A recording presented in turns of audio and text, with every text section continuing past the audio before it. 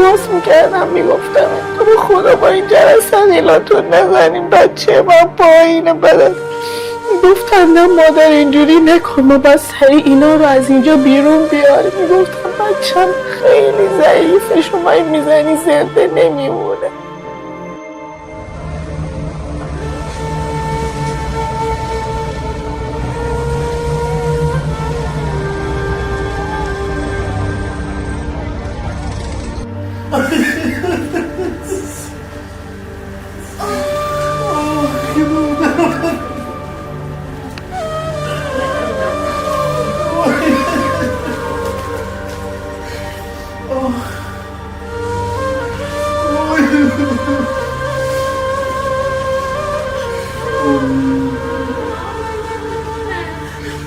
سلام خدای خوب و مهربانم، ممنون که به ما نعمت‌های فراوان داده ای و از این که پدر و مادر خوب و سالم داده ای.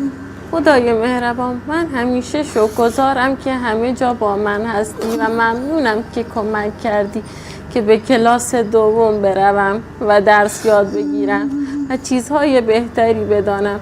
خدای خوبم، تشکر میکنم که به این دنیای زیبا آمدم. خدای مهربان، نعمتهای تو همیشه برای من عزیز هستن.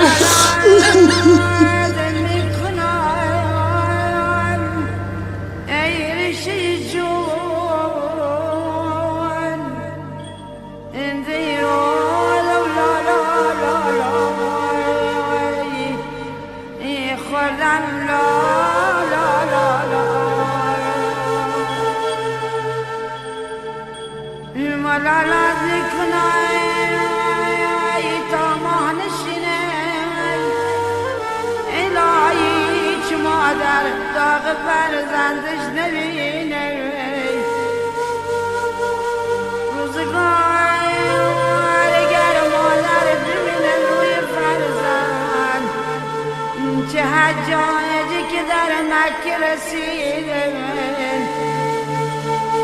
عزیزم لالا لالا خوردم لالا لالا لالا